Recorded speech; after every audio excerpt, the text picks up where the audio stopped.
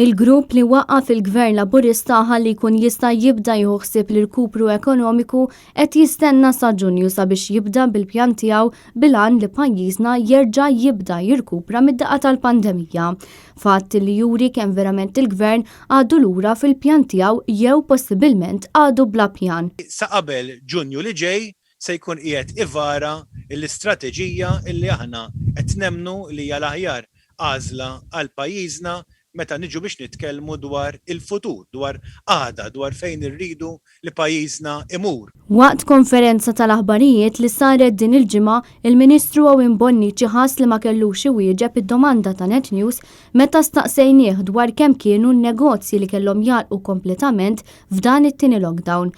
Dan ikompli jikkonferma li l-Gvern mhux jieħu rendi kont ta' kemm negozji għalqu l-bibien tagħhom ma' tħabbira ta' restrizzjonijiet, kemm minnhom għalqu temporanjament u kemm kien hemm jobs li ġew affettwati. Fil-fatt ftit tal-jimilu eżatt malli nagħlqu l-ħwienet mhux essenzjali, dan kien ikkonfermat ukoll mill-Ministru tal-Finanzi Clyde Caruana li ma' Net News saħaq illi l-Gvern ma jiġborx ċifri li jindikaw jekk negozju jkunx għalaq temporanjament minħabba l-miżuri li ttieħdu.